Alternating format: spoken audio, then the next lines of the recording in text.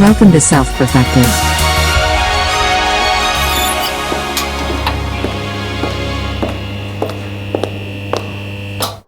Into what you were gonna. Oh, too late, now Mitch. I'll say it. Okay, I don't know if this is gonna fit in to what Cameron you're alluding to talking about here, but I was listening to this really cool John Taylor Gatto interview, and it's like he breaks down like 25 ways that elite like private schools work and how elite families educate their kids. It's super cool because he explains like the real people at the very top, right? They there was two things that they do that I remember vividly how he explained this. He said one is they teach their children and young kids how institutions of the world work, such as government, politics, military, business, things like that, industry. It's like, gosh, that would be awesome for me to have learned that as a young child. But they teach them as in, when you have the money, then you go to the politician and you tell him what you want. They're not teaching them like exactly like what you learned in fucking high school. You can work in the military. You can also work as a politician. You can also be the company that supplies weapons to the military. Okay. Well, or you can own the shares. Exactly, right. Explain all that. And there was one other that I found really interesting. And I don't know if Katie must have heard this at some point, but you said like a month ago, Katie had asked you to get some videos on drawing or some books or something. And what John Taylor Gatto is explaining is he said, all these elite aristocratic families, it's like everyone in there has a basic ability to draw what they can see with their eye. I thought that was really interesting because that ability to capture, like I'm looking out the window here and I see my laptop. I could do a decent job at like grabbing a piece of paper and like sketching out what I see, but it wouldn't really be to scale and stuff like, you maybe could tell what it is. But that ability alone is so interesting. He was explaining how like Darwin, it was like Charles Darwin when he was going around looking at different species and stuff. That ability was so valuable to him because he could sketch a bird and he could sketch a plant and stuff. And I'm like, wow, that is really lost nowadays. Nowadays, kids are just, like with me, when I was a kid, I was just trying to draw Pokemon or some shit like that, or like G.I. Joes or something. But like, imagine that, right? Having that ability. And now that's what Max is getting, well as he's learning how to draw. You know what's so interesting? When Keith was here, he was like looking at these diagrams that Max is doing with the circuits and all that. And, Keith's an architect. He's like, that is huge because he's able to take that abstract understanding of something and put it into a diagram. Like, actually, that's fascinating. Here he is drawing different components. Let me see if I can get it to focus. You know how it is. Come on, baby. You can do it. Come on. I don't know what the trick is. Now go close and hold it. Oh. Okay. Well, hold it right there. Don't move. That's what she said. Oh, now you gotta up your brightness. Weird. That's what it is. You gotta up your brightness. Touch the screen. Okay. Oh, that was just that. Yeah, it did focus, which was cool. Yeah. Okay, here we go. There you go. Yeah. There you go. So those are, you'll see the ones that have the F next to it. That's a capacitor. And the F is farads. It's like the symbol for the unit. And then he's got the resistor, and next to it omega, which is ohms. And then he's got some diodes down here. I think those are LEDs. I can't really see what that symbol is he's got there, but that's just him on his own, like drawing the things that he's focused on. So I just want to show like an example of that. Yeah. And then here he is drawing like, let me see this one. Here's like I think I talked about this before, but here's a circuit diagram he drew. And he's even got equations that he wrote out about it. Yeah. This is getting out of hand.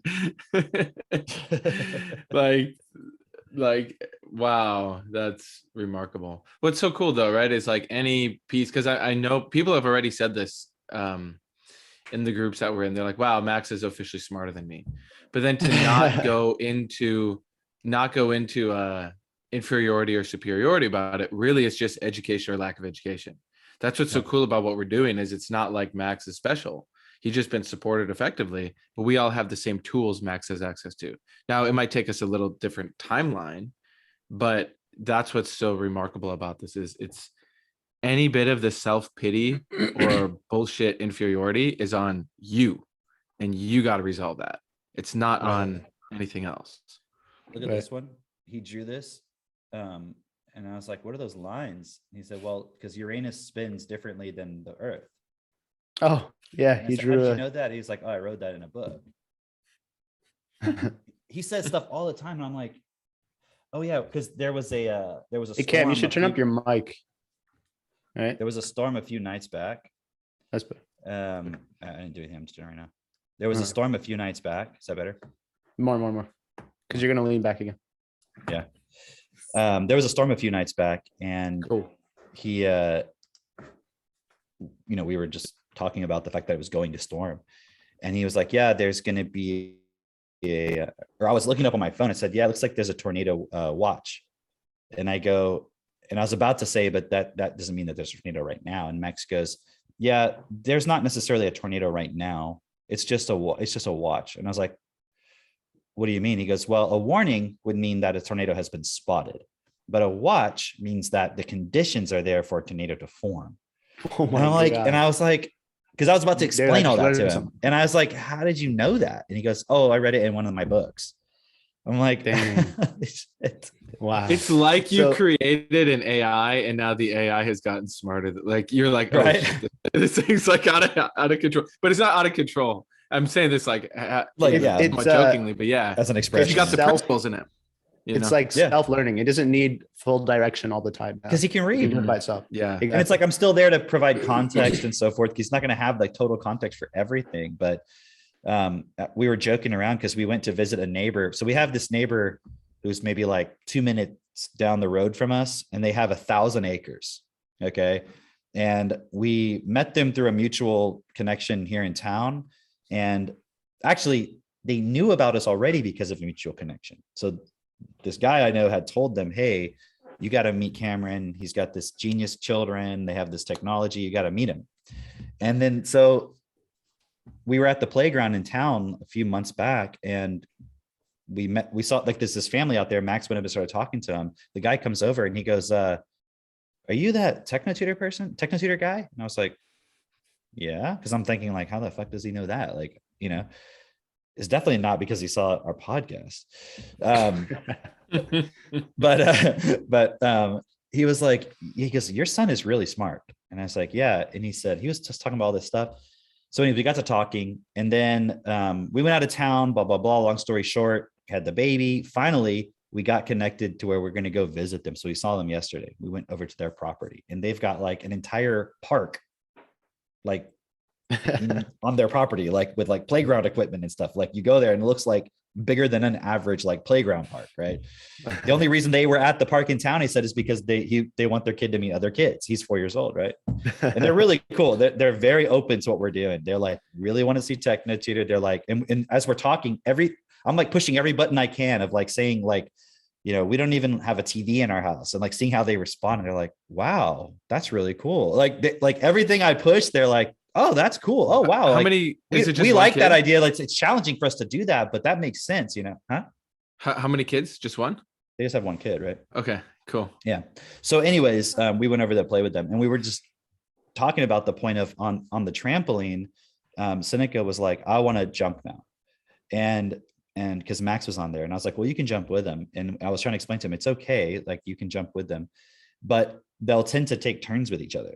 Right. And the reason I'm giving that context is because on our trampoline, I was telling the family this, the reason why they do this, because on our trampoline, like sewn into the fabric of the trampoline up by the ladder is this embroidered, stitched sign that came with it that says it's dangerous for more than one person to jump at a time. Or like, if you want to jump safely, jump one person. So they're seeing that every time. So we're always impulsing them. So they do generally jump together, but like they read that, right? Because I'm like, why do you guys not want to? Like, well, you're not supposed to. Because they read that. So the reason I'm explaining that is because you can't just be like, here's everything. You also have to be there to give context, right? Because like when we got our ATV, it's like got a picture of a kid with another person on the back, and it's got Oh like my an gosh. X and like death, and it's like Seneca got me to read that probably like 7 or 8 times in the forest. Like, They why just does it asked me say that? questions about- Right. Because they want to know, like, Exactly. why does it have that on there? Like, why are you going to die if there's 2 people on there? And it's like, Right. no. So we had to explain to them like liability and lawsuits. And, like, all Exactly. this exactly. I was context, like, I was right? about to say, I had to explain her liability. She's like, Right. You're like, they have to put that there. Yes, it could be dangerous if you're irresponsible, blah, blah, blah, Exactly. So anyways, But I wanted to That's share. hilarious. That's hilarious. Actually, I want to start with this point, Drake. That those messages you were sending me, I don't know if it was this morning or yesterday or whatever. Yesterday, I listened yeah, to them yeah. this morning. Yeah. Can you like summarize that point? Because I want to like use that to segue into the. Because I was remembering like just that point of just watching. I remember now. It was like 2 years ago, I'd done a bunch of research because I was gonna host like a little booth and everything, and I wanted people to come and like just have something entertaining for them. But I also wanted some like actual knowledge to give them that would be supportive for them. And while I was doing this, people that people look up to, you know, as far as like billionaires and shit like that, like they were starting at a super young age, right? And so one, Mark Zuckerberg was in his house. His father was like a dentist. They had a dentistry practice that was attached to their house. Mark Zuckerberg was building systems in high school, at freshman year of high school. Computer networks. Yeah. Where he was just like, oh, programming. He was getting tutoring before then to learn programming specifically so that he could build systems for the home. He built something that was like kind of like what was the one that came before LimeWire? Whatever that was. Napster. Napster. Bearshare. That's it. He built like a version of Napster. And then a bunch of companies wanted to buy it from him when he was a kid. And he's just like, nah, whatever. I don't care about it. Right. And so just having that, he was developing that as a child and then went on to build Facebook, right? Same thing with Bill Gates. Bill Gates, what was he doing when he was in middle school? They were buying time on the computers, which computers weren't even like what they are today, obviously. But Bill Gates became that because at such a young age, he was able to put all those things together and he was spending time actually building those things. So by the time he went to college as well, he was like, oh, you know what? I just built this thing. We're going to pitch it to a bunch of companies and see like how we can get this off the ground and start Microsoft, what became Microsoft, right? Why doesn't anybody know this? Because your kid's supposed to be in school. Like you watched The Social Network, right? And all you saw was Mark Zuckerberg just stole Facebook. Because they were an overnight success.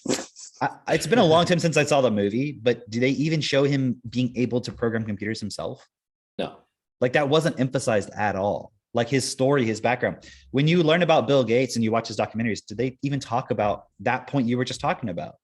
It's always this little joke like, oh, he knew computer programming so he could like switch, he like hacked into the schools and like switched the things so he could be with more girls in his class or something. You're like, but what about the part where they were literally writing software for like big companies when they were kids? Like, what about that part, you know? And then that just became Microsoft as they went to college and then dropped out of college and we're like, let's do this. Like read Hard Drive. It's a really great biography about Bill Gates. People don't know that stuff because they just watch the movie, which is the propaganda, so that you'll just be a victim and you'll just think, oh, it's something I could never do, not realizing you could actually support your children to do this. And what's interesting is, I don't know if we talked about this on the last week's podcast, because I don't know when this happened, but I had this interaction on YouTube on a video I made. You saw the comments, right, Drake? Yeah. I read them. It was entertaining. I made a video like weeks ago or months ago about the three things. I was like, you don't know anything about education, or it was like, why everything you know about education is wrong. Yeah. And then I went into 3 points why school is fucked.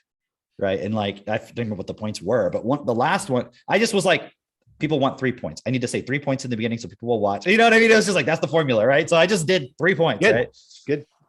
It was like one of my very few rarely structured. Yeah. videos, It was right? really cool. I was like, let's try it out. Right. Yeah. I was actually making it for a specific person who I was thinking of, who I was like trying to impulse with something. Right. So anyways, Cool. But the third point I made was the fact that school educates your child way too late. Like they're already past the first 7 years. Okay. And so what's fascinating is you would think an unschooler would love what we're doing. Right. But that's because everything you know about unschooling is wrong. Like you think unschooling means, oh, you just don't want to educate your child really effectively, just not at school. Right. But so I put up this video, this person's like going off in the comments, and I think they were subscribed to me. And they're I'm not going to say who they are because I don't know their name, but they run like a major unschooling forum. Apparently, I don't know if it's major, but it has a lot of people in it, lots of posts. And they were like, I'm curious that people have to say that word. I'm curious about the third point. That just means I disagree, but I don't want to say it. Right. I'm curious about this third point. And then they went into this whole thing about how they know better because actually school educates your child way too early. I'm like, what? So I got to learn a lot about the mind, the insane mind, the pathological mind of the unschooler. Dude, right? let me tell you, this guy, Go ahead, like, yeah. if you read the comments, this guy is like clearly, or We don't know gal, what I they don't know. identify as. Yeah. Okay. Guy or gal, whomever. Clearly. And the Supreme Court nominee could definitely not tell you if it's a man or a woman. Okay. I'm not a biologist. They're not a biologist. We're not biologists. Even if you were a biologist, they don't know either. Okay. Right, we got that out of the way. Yeah.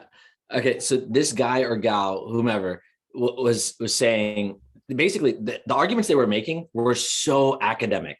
Like if they were in my class, they would be one of the best students. Clearly. Ironic, isn't it? Yes. Yes. And I know because like If they were in school. they were presenting the arguments like Yeah. here's this person, they had this quote, and then like just continuing on as if it was a research paper, right? And like as I'm reading it, I'm like, oh wow, this person is so academically structured, they're retarded because they're missing the entire point. No, seriously, Mhm. like and it's crazy. I wanted to finish this point about like starting kids at a young age, right?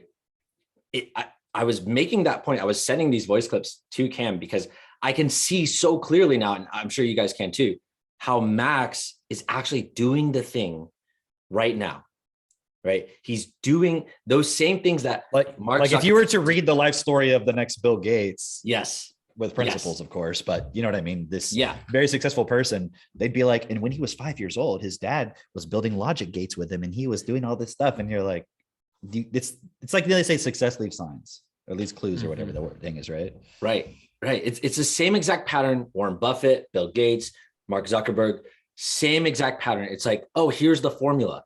This is it. Nobody knows how to do it. And that's the principles. difference. We're going, here's how we're doing it, and you can do Yeah. it. Yeah. Well, first we have principles. Second, it's replicatable. We have the tools, and we're showing other kids from completely different families, like all across, everywhere, are able to do this as well. Where it's just like, oh shit! Like I don't know. I don't know if I'm late on it, but did you guys see that other video of Atticus picking up the number? The next The one. 8? bro, yes, isn't that amazing? Share that. Well, here, okay. There's some important context here that I know is freaking obvious to us, as well as I'm sure many people listening. But there's also other people who don't understand this, right? There's something called your first 7 years of your life.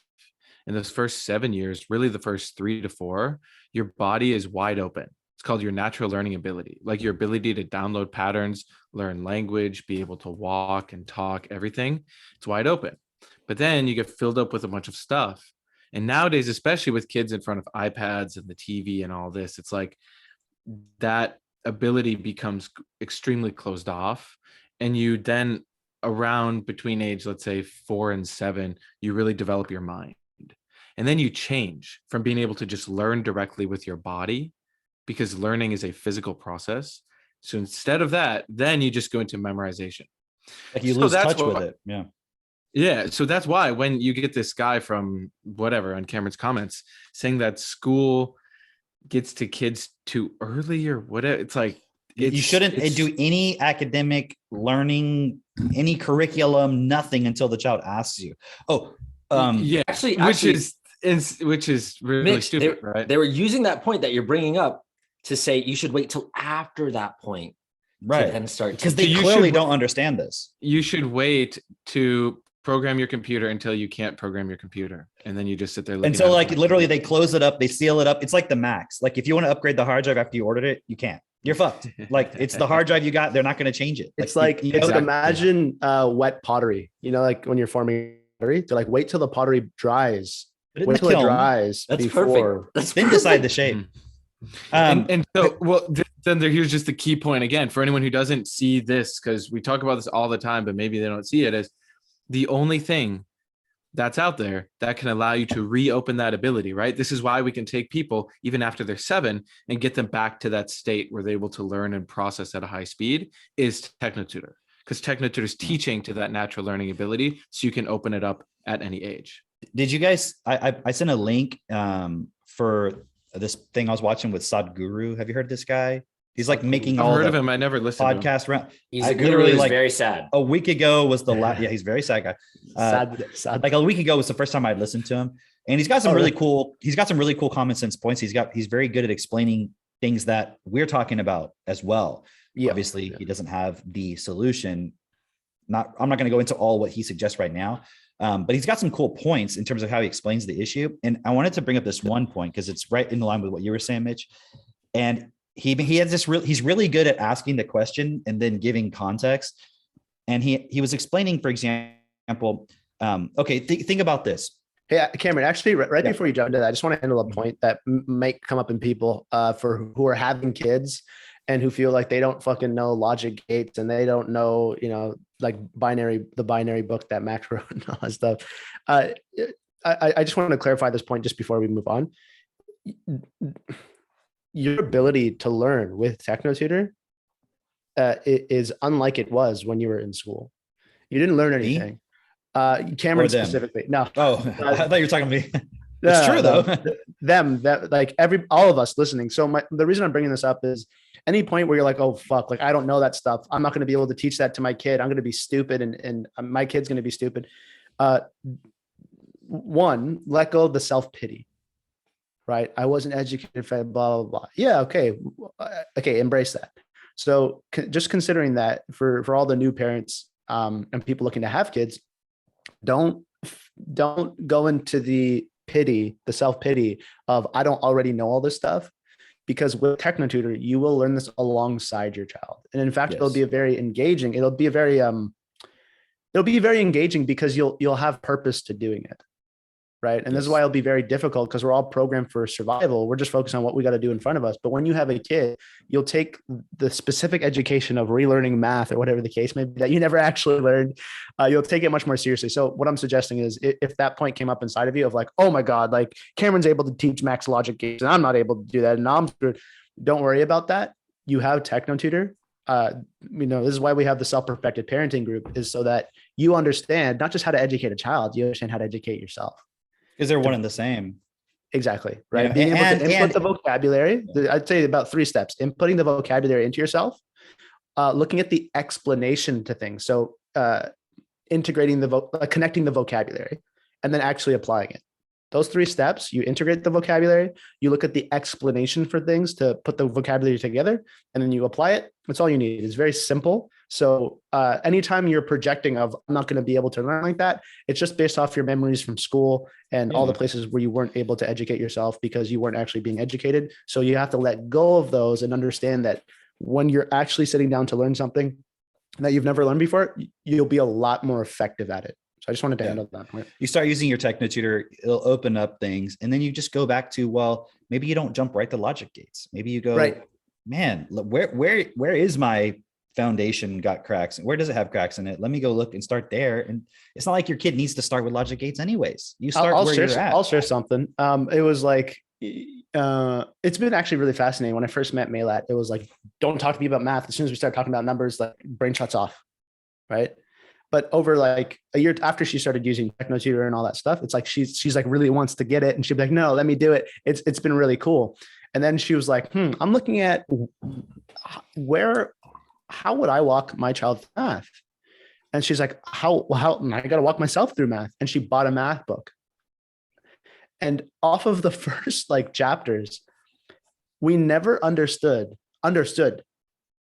I get the concept of in terms of like what to do when, let's say you have, just hypothetically, okay, you have 100 minus 15, okay? And you were to do that in a way where it's like you write the 100 and then you write and then a row beneath it, you write minus 15, and then you have the line, right? So you'd start right to left, but how do you minus 5 from 0? You can't. You have to borrow 1 from the digit to the left. Okay, I hope everyone's following so far. You can't borrow 1 from the digit to the left because it's 0. So you have to borrow it from the digit to the left. So that whole concept, I didn't know that it's not just something that you just do. it actually makes sense. Mm. I didn't know it was just something you just write on the paper and it just magically works. It's Oh, actually okay, something, it's a concept. And I believe the name for it is place values. Yeah. I did not See, but understand. that goes have you into heard the- this term? Place No, you values told me before? the other month when I was visiting you guys. I was like, oh no. I Drake Okay, is right. laughing because he's like, this is so fucking obvious. Right, exactly. right? Like, Also, but he's also has a background as a math tutor, right? And this is the point why I'm sharing this. It's like it should be the fucking first, it's the second thing you learn after you learn basic addition and subtraction. When you go into double digits, this should be the first thing that you learn, the concept. But I've never, and I have a really good memory. I was never shared about place values. Here's I the learned about fascinating thing, though. digits. I learned about digits, but it was so interesting separating digits from place values. Here's the thing, Asif. Not 99%, I'm sure Mhm. it was taught to you in school. It was, at least for like a lot of kids here. It was because But- my student is learning that right now. But this is the whole point. It's If you don't have the vocabulary to process it, they said it, they explained it 5 times, you still didn't get it. One kid did because their memory or their vocabulary was different. It made sense to them, didn't make sense to you, and then you just had to Exactly. memorize it. And you were good at memorizing, so you could have made it look like, yeah, I get it. I learned the steps, the how. Right, you're like, okay, I'll do the steps, Right. sure. Because I Right, just and then remember you're many too a late. times. What was that? Well, and then it's like you're too late at that point, right? Because if you don't have techno tutor, then you ain't gonna get it, right? Well, and then also, fast forward A 10 computer years, can do the steps faster than you. right? Exactly. And then So fast that's all you forward do is 10 learn to years, memorize. Yeah. and then you get targeted by Cameron Cope's Facebook video, and then you start leaving comments And you get about how you triggered. disagree with Cameron. Exactly. So it was just a really fascinating point to really, yeah, like, because I remember thinking to myself, I never learned this, I never learned this. But what I was looking at was that exactly that point is like, no, I just wasn't taught it effectively. Because didn't there's always integrate the theory parts of the book, but sometimes the teacher skips over and tries to explain it. But yeah, none of it's integrated. But, I'm but just it's trying not, to get the it's not even result. that you weren't taught it effectively. I mean, you're not wrong. I'm not saying you're wrong, but it was like, this is the point. that, This it's is not the point place of for when- it, right? Yeah. Exactly. It's Why for didn't your example, parents teach you that? Is the real exactly. point. We It's like understand 90% why, of the yeah. brain development is happening by age 5. And then I'm trying to get taught this in age 6, 7. You're trying to. It's like such basic stuff, fundamental basic stuff that you should have learned it by the time you were 2 or 3. Yes. And that was the approach that we've taken with our kids. I want to go back real quick to the Sadhguru thing because it ties all this together. It actually handles that objection you were talking about also, which is he was making this point about, and we've talked about this. Remember, like episode 2, happiness versus or principles versus feelings or something, right? Yeah. We talked about the pursuit of happiness, all these things, right? Bernard has a really great audio where he handles the objection of happiness being an inside job, right? And this guru guy makes this point. He was like, he was on Joe Rogan. He was like, who's responsible? He didn't really say who's responsible, but it's like, essentially it's what he's saying. He's like, who's responsible for pretty much your said inner, who's responsible for your inner feelings, for your inner happiness, for how you feel. Right. And he explains like there's different levels of pleasure. And one of those is when you feel really good, at peace. When your mind is experiencing pleasure, we call that being at peace. When your body is experiencing pleasure, we call that bliss. Or he has all these different ways of looking at all the different ways you can experience pleasure and so forth. Right. But he makes this point about like, who's responsible for your inner experience of that. Right. And Joe Rogan's like, well, I would expect it to be me, but if I'm fucked up and depressed, then I would want someone else to give me their way or whatever. And he was like, well, but this is the whole point. Like, he said, who should be responsible? Like, should you do it your way or someone else's way? And he was like, well, it should be my way, but like, if I was feeling depressed, right? He's like, but this is the point. Like, if you could within yourself, Asif, or any random average person, snap your fingers, how would you want to feel? Amazing all the time. Right. Okay. So his point was, if you could, and I think if people were listening to it, they wouldn't understand what he was saying. Right. But he's saying, if you could have it your way, how would you feel inside? Okay. Right. Because Joe Rogan was like, yeah, but if I'm feeling fucked up, I'd want someone else. He's like, but that's not the point. If you could just have it your way, the way you want it, how would it be? So every person, if they could snap their fingers, they would feel how? Amazing.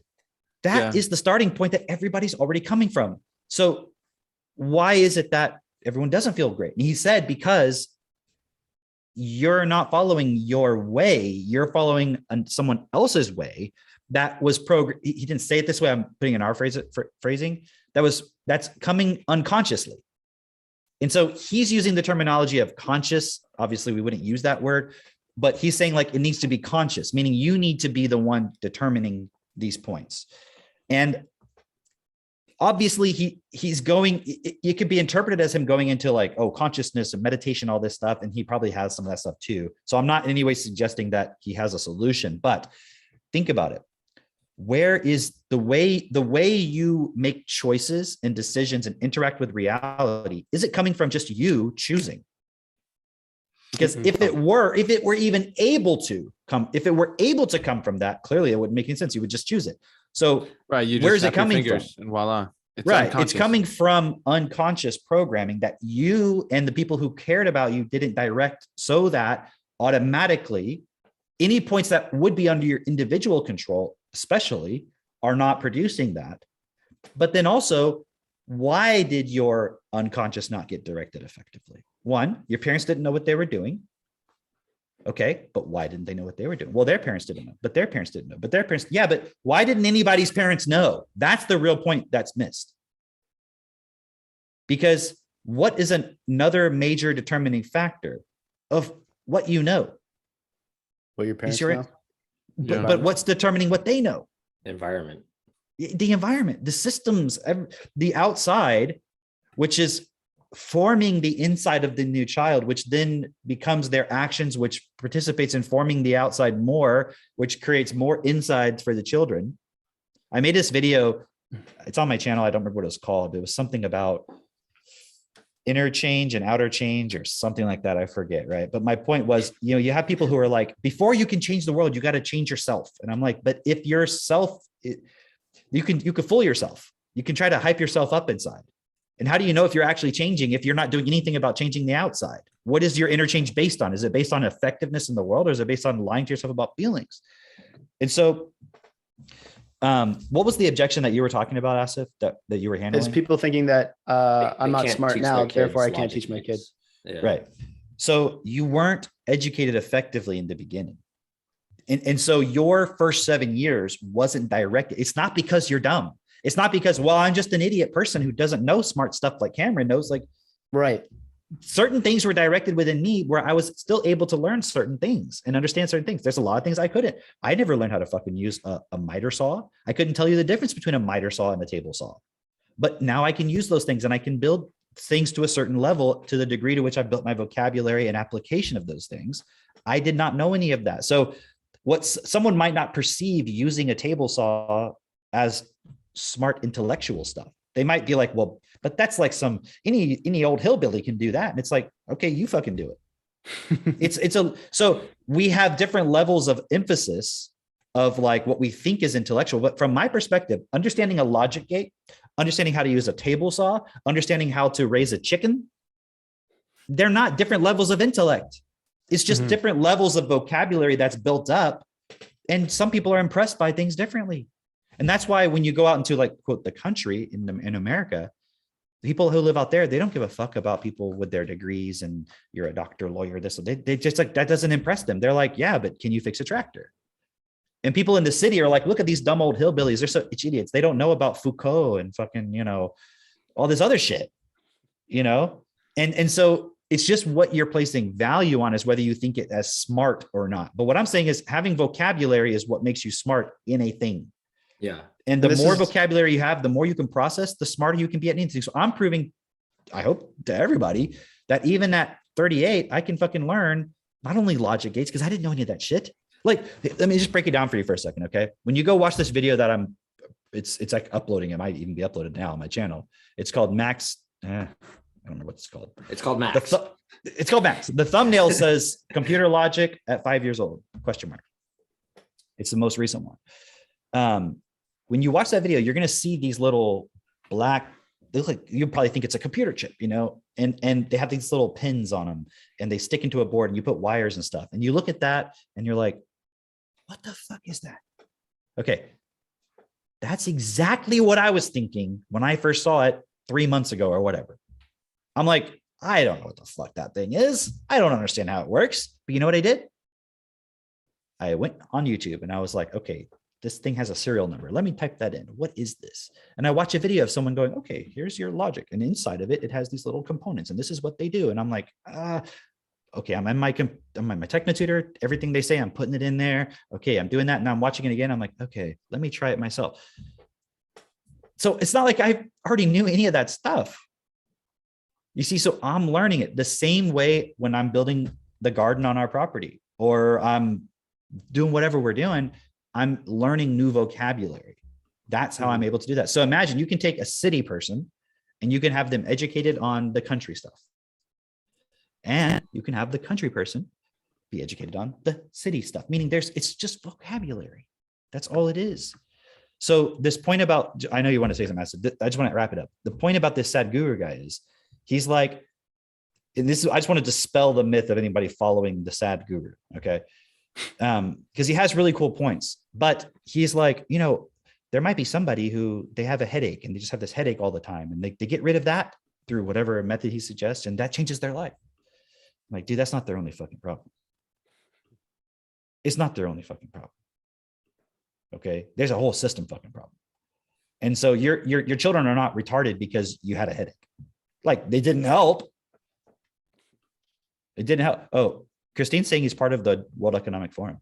It doesn't surprise me because he's like the guru who's telling you the truth about everything. And it's like, okay, this guy, man, he's really telling you. And then it's like, what is he suggesting? Some kind of meditations, Just some kind of take an aspirin, get rid of your headache. And like, He was advocating for the vaccine.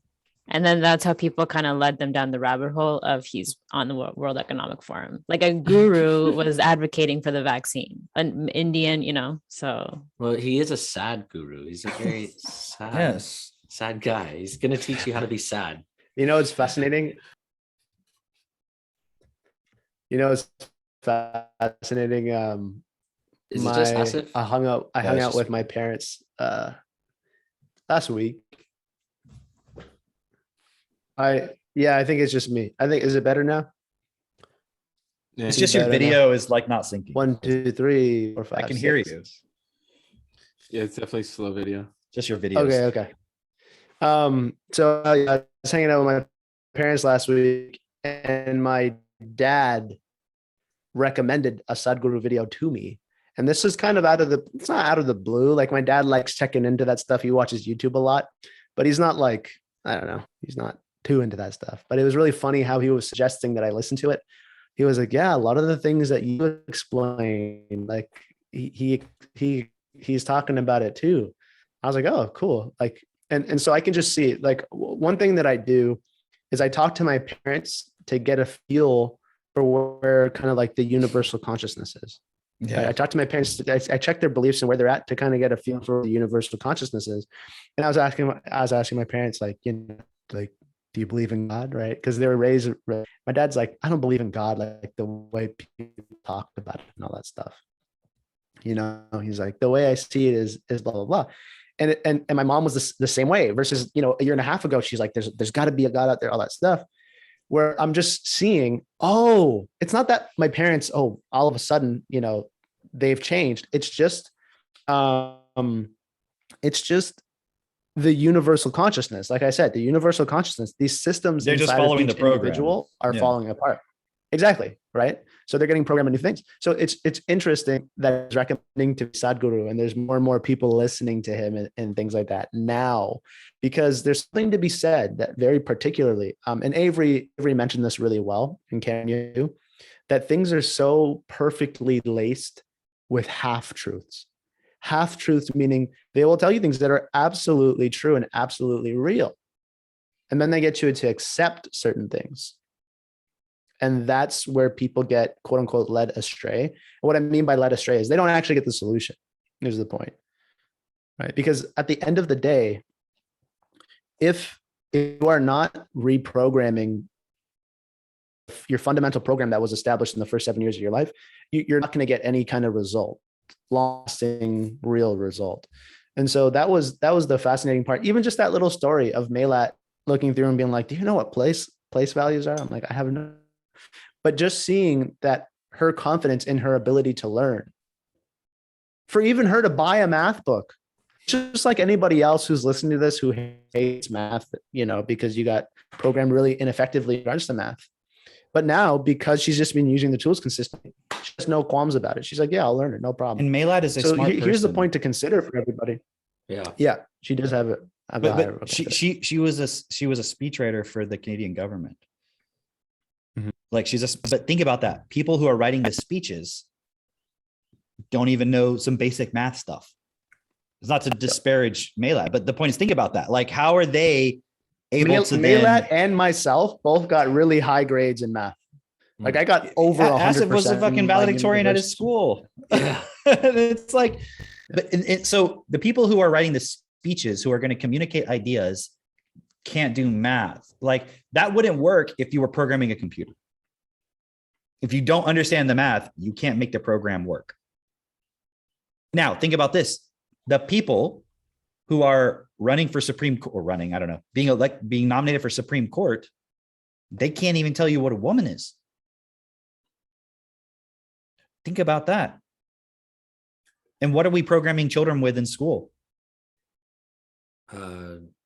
Transgenderisms, you know, like Same shit. Yeah. Like you can't you tell. can't tell what a woman And is. it's funny because her response, and I'm sure everyone knows what I'm talking about, right? At this point of the Supreme Court nominee saying, you know, I can't give you a definition of a woman. I'm not a biologist, right? Yeah. Then you start seeing all these articles come out, right? And somebody made this really cool point. I forget who it was. I think it was like Tim Pool or somebody. They were saying the fact checks is actually just the upgrades of the NPC programming. Okay. You know what's Well, hold really on. cool? Wait. I just want to finish the point then. No, it's just on the So- NPC programming. Oh, okay. Well, yeah. Okay. Yep. Wait. Somebody made this post of like the NPC, and then it had in the like circle behind them, just like all the vaccine shit, the Ukraine shit, just like everything that's happened over the last 2 years. And just like, I support whatever the new thing is today, you know, Right. which goes back to what Asif was just saying, as far as like, you know, it's just the upgrading of consciousness. Right. Go You're ahead. just following the program. And so this whole point about Sadhguru is another program that's being put in, and all this is happening unconsciously. It's not the World Economic Forum is master planning it. Of course, they're a part of it, but they're also just following a program, which is they're trying to keep their positions of power intact while the system collapses when they don't understand what's happening. The crazy thing is, I remember how this feels. I actually remember how this feels when the program gets upgraded. You inside yourself feel like you've come to like a new realization. Like Right. you're on the leading edge of thought, and you're just like, man, you know, I just really reconsidered these things, and I feel like, you know, God isn't like the way that we've been taught, you know, like I don't see God as this guy with the And like beard. you think you're fucking so smart because you figured it out. Yeah. And like when you're talking to your friends, they're like, that's cool, man. You know, and like they don't get it yet. And you're like, you feel good because you're like, yeah, I'm showing you, I'm on the edge, right? And then they come back like, you know, sometime later, and they're like, they feel the same way. They're like, yeah, you know, I feel that same way, just naturally, somehow. Everyone. You know, Imagine yeah. like you have two phones talking to each other, right? And this one phone has like the Messenger app from Facebook. They both have it, but one's outdated. And the dude's like, you know, you can express things with even more feeling with these, like, you know, if you think about it, like you could like, when someone says, wow, it could just be like shoot off fireworks, amazing. And another guy's like, whoa, really? And then they get the upgrade and they're like, you know, look what I can do. It's like they're imagining, it's like they had this fucking realization. It's like literally just upgrade the program. That's Yeah. all it is. Yeah. So you're following now this Sadhguru guy. And again, like I said, he's got some really cool points of like explaining, like his explanations of genetics and memory and all that. It's all really cool stuff. But I mean, think about it. He's coming from a country where there's like 1 billion people, and how many of these people are in poverty? And like they have an extreme caste system. Like it's insane. Yeah. And his solutions, see, the problem is you're not looking at, it's not only about your inner system that needs to change, to be reprogrammed. It's also about the outer system. Because like I was saying earlier, it's the outer system. You could understand everything about the fucking universe and have experienced bliss and all this stuff, and you can tell everybody about it.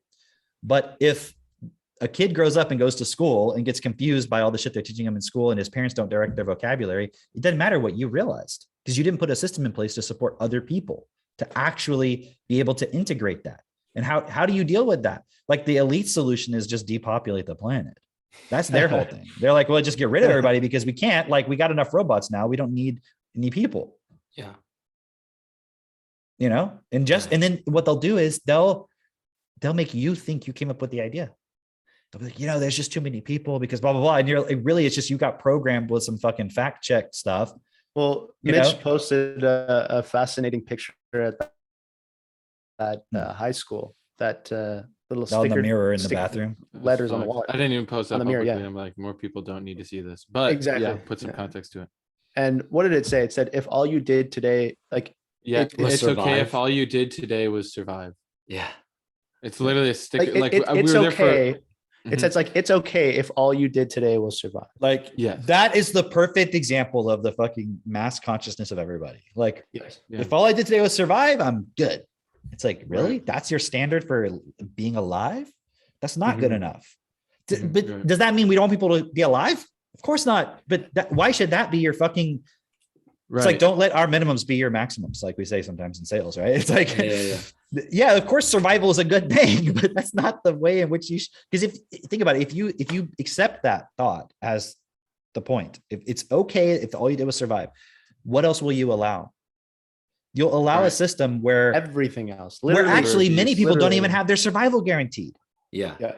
because If you're just you trying to survive. survive. Yeah. You're just trying to survive. So you're not directing things to make sure everyone has the best, which means a lot of people can't survive.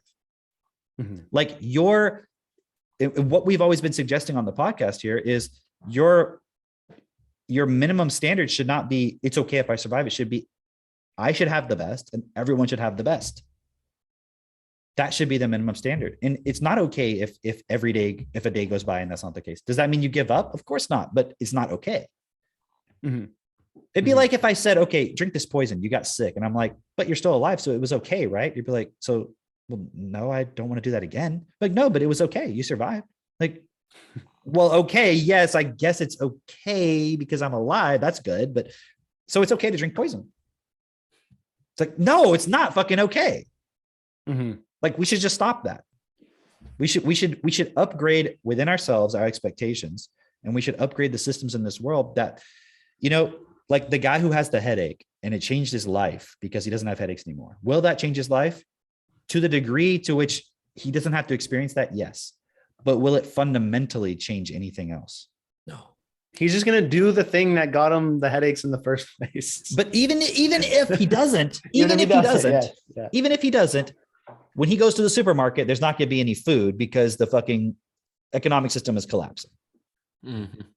So I'll have a headache again. So it's going to solve this one little, yeah, well, that's like a real one. Because yeah, 'cause He'll he's have not a drinking body water. ache because he doesn't have fucking food. Tummy ache. Yeah. I was on Mitch did the hangout this past Friday. It's a great hangout. Always, right? But we were bringing up this point of like, what's going to happen if you don't take account of where you're at, where we're at in reality, and what needs to happen to actually change this? Because like it's 2022 and we have food shortages in America. In 2022. Did you actually think 10 years ago, 5 years ago, 3 years ago, did you actually think life would be getting worse, harder? Like we wouldn't, like the systems would be breaking down to this point that we've all kind of accepted and like, oh, this is what life is. Oh, everything's going well, you know. But now we're seeing all of that collapsing to the degree that's like, okay, whatever you thought you were doing, that's not real. That's not safe anymore. That's like, you actually have to take account of where you're at and direct yourself and go, okay, what do I want to have or leave behind in this life for my children, for myself, even if you want to quote unquote survive, even everything that you've been relying on is bullshit. It's bullshit. And so that means that you have to actually investigate what's real and what's not for yourself, because everyone who's told you what's real and what's not, how you've relied on that, is a lie, and it's fucking you up, and it's going to be taken away from you. That's it. Right. And so you'll be happy. Isn't it? You will be happy. And that's why you need a sad guru. Because he's no. Okay, again, No. Hold on. World Economic Forum, yeah. sad guru, Yeah. own nothing, be happy, follow the sad guru. You'll have. I'm lost. What were you gonna say? But I feel like you have the answer. You're mixing up the timelines. So you already know 2030 is life has never been better, right?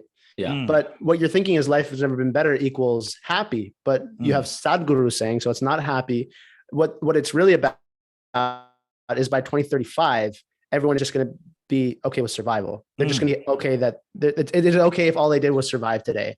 Yes. Even if they're That's a really good point. That's a really good point, because all the kids that are growing up right now, they've been bombarded with like, fucking war and fucking food shortage and fucking coronavirus and all this fucking shit all the fucking time, that by the time we get there where they're like reaching adulthood, it's like, oh, everything's taken care of. I own nothing, but that's okay. Life has never been better than this. Dude, we were watching. Oh my God. I got to tell you guys, last night, we were going to watch Wall-E, me, Mailat, Mugay, and Kian, but we're all kind of too tired, and we're like, let's not watch the movie. We're all gonna fall asleep, unless it was like an entertaining movie, like something stupid, funny. You should have watched like Brazil, man, or something like that. No, fuck no. But then we were like, let's watch something stupid, funny, and we ended up watching 21 Jump Street. Do you guys know that movie, 21 Jump Street? I know about it. Yeah. Okay, it's really funny, but the concept of it was you have Channing Tatum and Jonah Hill. And they went to high school together. And Channing Tatum was the cool fucking jock, and Jonah Hill was like the nerdy loser kind of thing. And they had a terrible relationship together. But then they ended up seeing each other at the police academy, trying to become police officers. And Jonah Hill's really smart, but really unathletic. And Channing Tatum's really athletic, but not smart at all. So then they help each other. They become best friends, blah, blah, blah. And it's like, then they get put onto an investigative case where they go undercover and they get put into a high school. Right. And it's like, okay, Channing Tatum, you go in with the popular kids, Jonah Hill, you go in with the nerdy losers and all that stuff. But when they get there, for those of you who haven't seen this movie yet, this is 2012. Okay. They get there and everything is reversed. So the cool kids are the super nerdy ones. So Channing Tatum, he's like, dude, we need a sick car to impress people. He gets like this like loud ass Mustang and all this stuff. And he's like, yeah, let's park in the handicapped spot and show them how cool we are. Let's wear our backpacks on one strap, like one shoulder strap. And then they get there. They're like, wait, everyone's two strapping it. He's like, don't give in to Channing Tatum's like, don't give in to peer pressure. Jonah Hill's like, no, I can't handle it. Like, we got to put on two straps. He puts on two straps. He's like, dude, you're being a pussy, right? And they get to the cool kids, and the cool kids are like, nice car. Like, how much does that get? Like 10 miles a gallon. And he's like, more like 7 miles. Like, like that car is fucking, like, right. Another guy comes up. He's like, my car doesn't even use gas, biofuel. It literally, he's like, it runs off of old French fry grease or something like that. And then there's another guy in the back. He's like, guys, can you be quiet? Like, I'm studying. And Channing Tatum's like, dude, what a fucking loser. He's studying. Like, he's so stupid. And the guy's like, he comes up to him, sizes him up. He's like, you making fun of me because I'm studying? And then Channing Tatum punches him in the face. He's like, yo, what the fuck? Like, what are you doing? Everyone's like freaking out because Channing Tatum was like, hey, if anybody steps to you on the first day, you punch him in the face, right? And everyone's like, yo, what are you doing? He's like, did you punch me because I'm like, he's like, are you, he said something. And then Channing Tatum's like, dude, this guy's being gay. He's like, what? Did you punch me because I'm gay? He's like, whoa. He's like, no, like I didn't punch you because like I punched you and you ended up being gay. He's like, I was gay before you punched me. And then, and just everything was reversed. It was that point when being sensitive is cool and being weak and not pushing anybody. And it's all about climate change and it's all about having a green planet. And I was watching this movie and I'm like, damn, I did not even realize what was happening.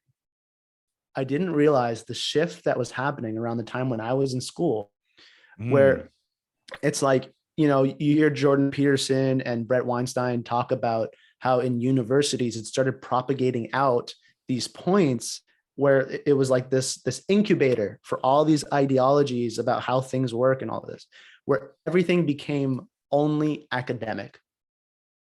There's no longer practical reality. And what that leads you to do is when you don't have vocabulary to process truth, what you experience is energy. So I wanted to chat a little bit about this. Energy is not something to, I know a lot of people, like when we get into Destiny, we're all like, energy is evil and all that stuff, but that's not the point. The point is understanding that you have the outer Also, world. you say energy is evil, but evil is energy. So Thoughtful. So if you're gonna say that, you're just participating in energy. Right. You know what I'm trying to say? If you get all hyped Yeah. up on like evil's bad. Oh fuck, I'm evil. Try to sleep at night now. So it's Bro, really actually, I understanding did not this. go to sleep till late last night because of I was reading a book. It was a really good book, but sorry, go ahead. Bro, are you gay? Like reading a book? That's so gay. I was gay before I read the book. I'm only gay after I read the book, but okay. One of those books. Just so what I was saying was you have an outer world and then your body processes that information all the time. And what that information creates inside of you is what could be described as energy. So anytime you're processing the outer world, you experience energy inside of yourself. And what vocabulary is your ability, having a word integrated inside of you unconsciously is a channel for that energy to be translated into a thought that you can now work with. Okay. If you don't have vocabulary, you are not translating that energy into words in your mind that you can then reason out and use logic. So you are only going to experience energy. And you are only going to make your decisions based off of energy. So what happens is you have this whole generation of children who didn't spend time with their parents because they didn't trust them and all this different stuff, and family ties getting torn apart, where they get all of their, they make all their decisions based off of their peer groups and the media and entertainment and all of these different points, where they never had the vocabulary to process everything that was happening. So they got trained to make decisions based off emotion. And then they went to university and got told a bunch of things that made them feel good, that made them feel as part of the group. And for those of you who don't know, what the subconscious is externalized. So you have your subconscious inside of you, and you also have the subconscious, quote unquote, the subconscious layer of reality, which is the groups that you're a part of. That's your subconscious. The groups that you're a part of is an important piece of your subconscious. Okay. And so the groups that you're a part of, that determines the information that you'll be accepting when you don't have vocabulary. When you have a high vocabulary, you can go into any group and you will not be manipulated because you're translating all the energy inside of you to actual thoughts that you can then discriminate against. Like, oh, that doesn't make sense. That does make sense. That does make sense. That doesn't make sense. So that's why you can invest all things and keep that which is best. But when you don't have vocabulary, all you experience is boatloads of energy running through you. And then the only way to solve that energy becomes, you can't reason it out. So you just have to do what supports you to survive. All right. Yeah, I know, Drake, I know you got the blue ball, so go for it. They're so blue right now. Okay, anyway. Got so much energy. He's got to There's translate. so it much now to energy in my words. balls. Okay. But okay, this point that you're bringing up is really like, okay.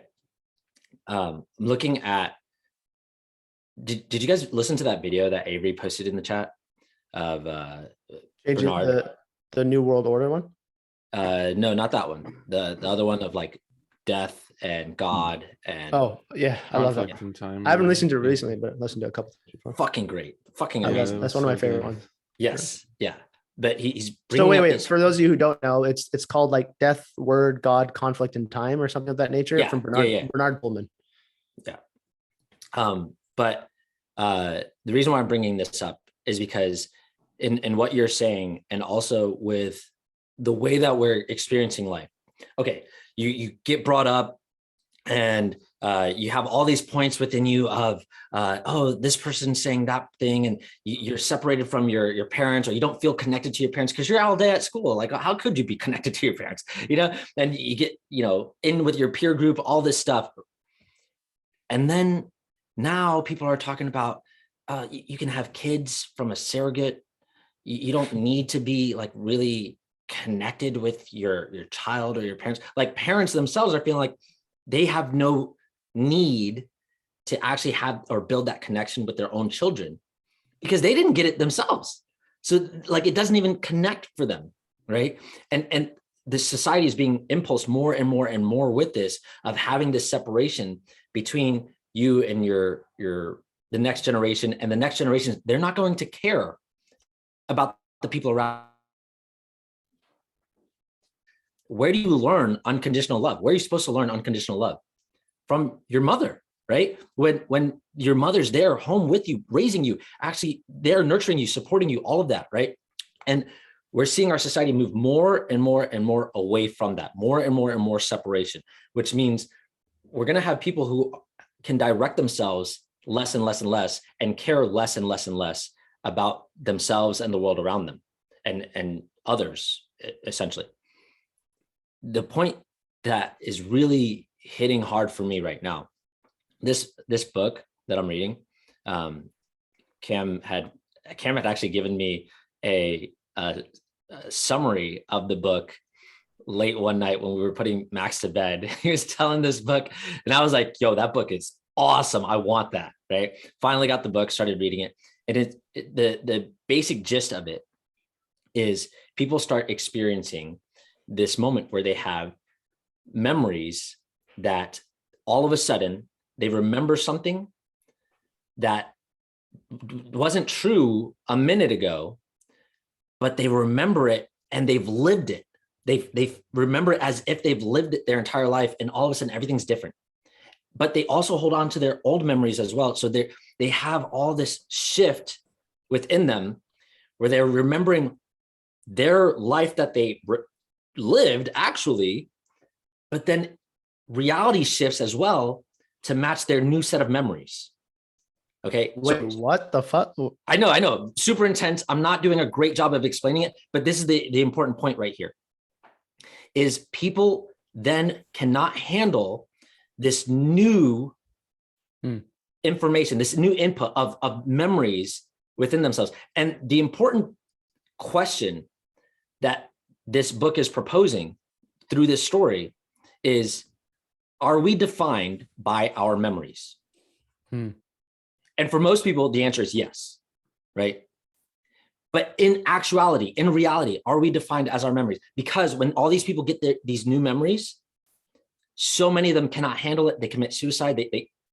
They just like, no, I can't be a part of this world anymore, And there's a lot more to the book, but this point in itself is, okay, right now, what's happening within us is we, as people here in reality, we've defined ourselves as our memories, and these memories actually are making unconscious choices for us, where we're not even in control of what we're doing moment by moment, or what we're saying, or how we're thinking, even like the thoughts that come up.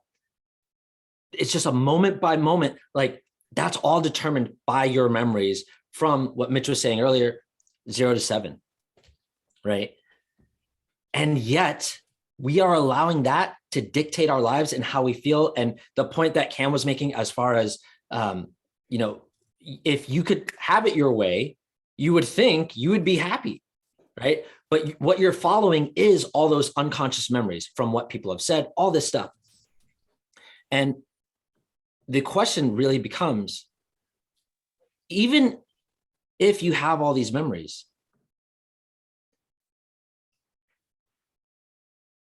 or even if you had new memories come in, why are you defining yourself by your memories? Wouldn't you rather define yourself as the person who does the best thing, who can see clearly what reality is Mm. and actually put it together and go, well, this just makes sense. This is like what it should be in every moment. So regardless of like how the world, like right now, I want to clarify something, Drake, because people won't process the point about defining yourself as your memories, meaning they're like, well, okay, yeah. how could I not be memories? And, you know, my memories are so important, but think of it more like this. Would you want to define yourself as whatever program is installed in you right now? Like if I could install a new program in your brain, would you want to define yourself as that program, no matter what it is? Because that's actually what memories are. And what you don't even understand is the memories that you have are not even what actually happened. It's how your body and brain organize the information according to certain biases to tell yourself a certain story according to unconscious programming that's in you to get you to follow a program. It's not the truth, the reality of what happened. Mm-hmm. It's just what you quote remember, but it's a story that's being, it's like, imagine there's a video editor inside of you, that everything that you experience, they take bits and pieces and they piece together a movie that you're constantly accessing all the time. And they're constantly adding to it and even removing stuff. And how would you even know if a memory was removed or changed? Think about it. Imagine something that happened to you when you were 13 or 14 years old or 15 years old. Okay. Can you think of a memory? Okay. When you think about that memory and you experience it, you're remembering it as if you were there. But literally, if that memory had been put into you now and it wasn't real, how would you know?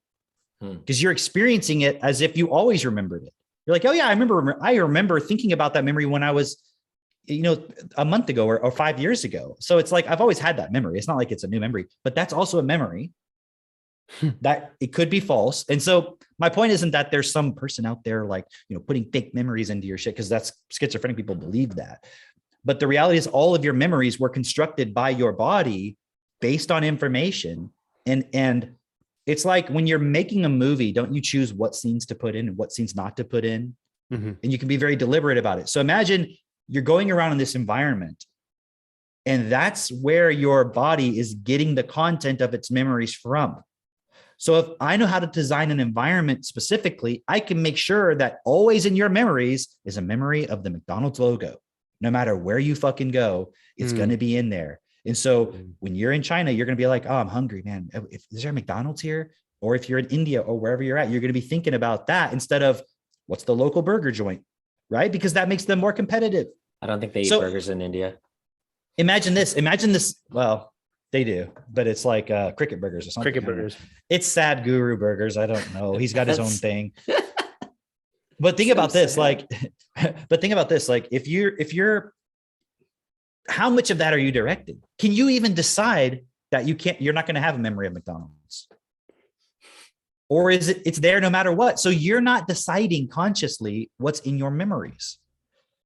As a parent, if you realize this principle and you're like, fuck, every single thing that my children are exposed to becomes a part of their memories, which becomes a part of how they think about things and who they are and what they do in this world. Wouldn't you be really specific about it, as specific as possible, knowing that you can't be perfectly specific because the environment, like you can't like lock them in a fucking cellar and like never let them see the light. Like, come on, they have to go out and have sunlight.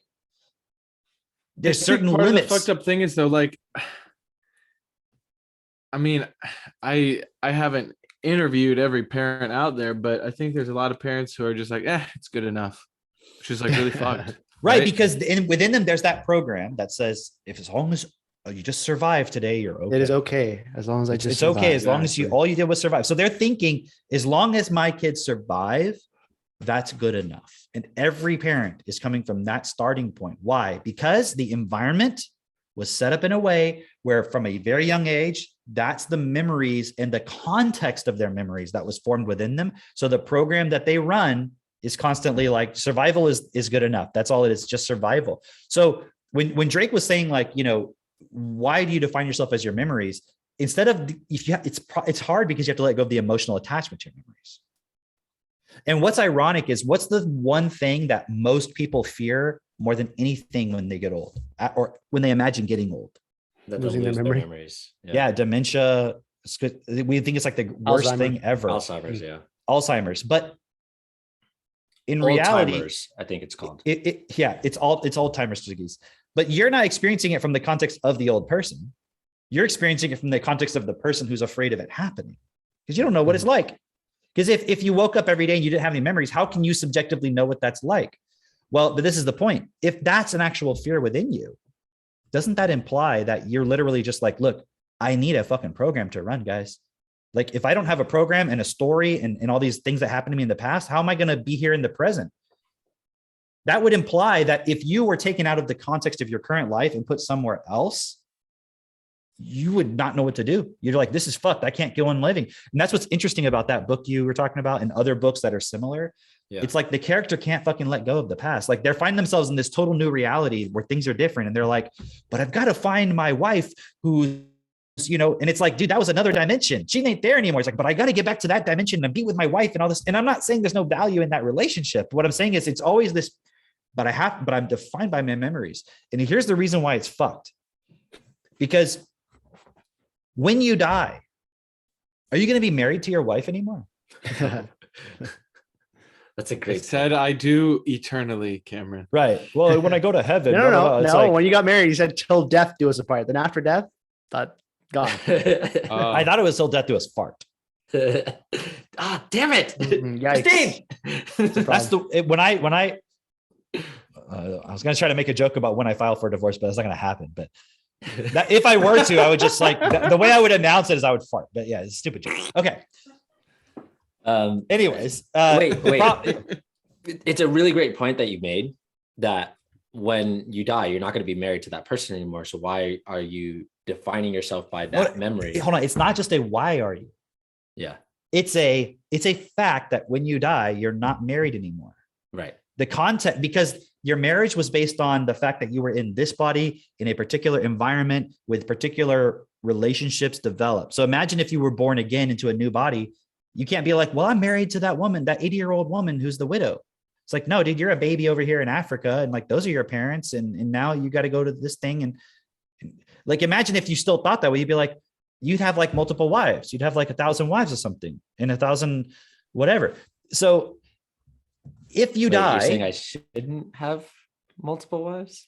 well, no. Christine, see God. Get in here. I'm right here, guys. Well, oh yeah, sorry. I don't have to yell. You're right here. You're always in our thoughts. But okay, here's the point though. This is a fact. The relationships you have right now in this life are based on this physical context. So when you die, those relationships don't exist anymore in the way that you're thinking about them. So if you are only like, I can only exist and live and have any reasoning or anything based on my memories, then when you go into the context of after you die, you're fucked. Because and so imagine everybody's like, well, I want to go to heaven. Okay. So you're in heaven now. Okay. And none of the relationships you had on earth are relevant anymore. And in this heaven, you can instantly manifest anything you want. But if the way you interact with reality is not based on principles, what are you going to fucking manifest? Let me add some context here.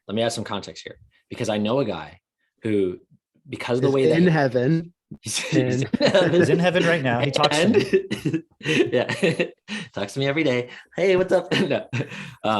But I know a guy who, because of the way he was raised, as soon as a woman challenges him or like it says something that he perceives as a slight, immediately he shuts down. Immediately, and it's like this character of being broken, like being like a horse that's like you literally trained a horse, you broke the horse's spirit. Like that's how his parents raised him. And I feel like a lot of parents do raise their kids that way. Yeah, no shit. But the point that I'm making with that is, hey, Christine, I'm going to mute you. But the point that I'm making with that is that is a memory that is defined this person. And they live by that memory. And so like, even though they may not consciously conjure each time, immediately, like when they're faced with that stimuli or that trigger or whatever, it's just like boom, boom, you live as that memory. You don't even have a fucking choice. You're not even consciously directing yourself. That's the point that I'm making as far as why do you fucking live by your memories instead of in every moment directing yourself. You have to take account just how much your life is unconscious. Like it's become more and more and more clear, like how Dr. Yeah, it's Bruce not like looked when at- you take a No. step, you're not like, okay, when I learned to walk, I was like, I put my foot forward. You're not doing But that. even that It's is based on a automatic. memory. But And- but and- that's my point though, is you're Right. not thinking about the memory. So the Right. idea that you need to have the memories to think, that doesn't mean that your memories are going to go away if you Right. do this process. Right. It just But- means you're not going to be defined by them. Yeah. And you can So- direct yourself within it. Go ahead, Asif. So that's what this process is building your vocabulary and into your unconscious so that you can now look back at your memories with the writing process and process through them. So what does the word process means? When you're not processing something, it means information came into you and it got stuck. When we're saying process it, we're saying let that information then go through the rest of the processing process and go out the other side. So you're not holding on to it anymore, right? It's kind of like a manufacturing facility. It's like something got jammed up halfway through. Let's just finish the product and get it out of the manufacturing facility. So what we mean by that is your ability to integrate vocabulary now and purify the way vocabulary was inside of you is of utmost importance, because then you go back and you look at your memories through the writing process. And now, because you have a new set of vocabulary, you can then walk yourself through that memory where it no longer defines you. And instead of using energy to decide how to be, instead of using that memory and then reacting to that memory and then living that, you can now let go of that energy because you're translating it into thoughts, and then you can determine if it makes sense or not. And the guiding principle that we suggest you using to determine what makes sense and what doesn't make sense is it best for all? And if not, you can then define a new mode of being, a new behavior, a new way of speaking to somebody, interacting with a woman, or whatever the case may be for that guy, for example, or interacting with men, or whatever If the you can case may be. define what a woman is, but yeah. Exactly. You have to define that first, right? But once you determine that through your reasoning ability as built in by your unconscious vocabulary, then you will be able to no longer act just based off your memories. You can now act based off what you see is best for all, which is based off your unconscious processing. That's why we need every person that can hear this actually walking this process seriously, because that's the only way that we're not going to create history. We're not just going to live based off of our memories. We're going to define something new where we can all live from a new starting point of, I'm no longer just going to accept that it is okay as long as I survive today. The only thing I will accept is that which is equal to the best. And anything that's less than that, I will work at continuously to change within myself and in this world. Like, what else is there? It's the only way to prevent history from just repeating, as they say. And that point you made earlier in today's episode about the parent not going into this self-pity of like, well, I'm not smart, or I don't know about logic, I can't teach my kid. This is a perfect example of this process that you're talking about, which is, right, first of all, that's a memory you have. You right. learned, you can't learn certain things are hard, but those are all memories. And even if the memory is, I don't know something, that's still a memory, because you formed an understanding of like, well, I'm dumb about math. So you have a memory now of, oh yeah, because I tried math one time, it's really hard, blah, blah, blah. So what Asif is suggesting is take that, don't be defined by it. Realize by using Technotutor, by using the writing process and so forth, you can then redefine what those memories meant, because you're still accepting the value of the memory. And the value currently is you're limited by this. Instead of going, wow, I didn't learn math properly because I wasn't in an environment where somebody was really carefully explaining everything. They weren't explaining how this works, the details. They didn't build my vocabulary so I could understand them up to that point in the first place.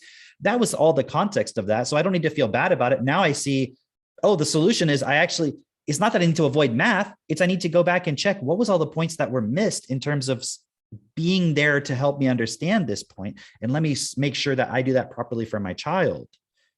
And then we're not defined by the memory. The memory's not going to go away. It's like, you're not going to like forget that it happened, but it's like, if something happens to you, do you want to be depressed all day about it? Or would you like to be like, okay, it's what it is, but how can I actually live and experience joy? The reason you're depressed is because you thought that thing that happened, because it happened or because it didn't happen or whatever, it was the source of your joy of being alive. And now it's gone. So you're like, well, I have to be depressed. And it's like, why don't you just redefine it so that it still happened? You can't change that. It's what it is, but it no longer is the limiting factor. In fact, it could be a source of the joy. How do you do that? By taking the actual lesson from that, figuring out what was the point that you did that caused the point to be so important to you that you couldn't live without it. And memories are a perfect example of this. If you want your child to just be a program in the system that's totally always at the whim of whatever the fact checkers say, you're fucked.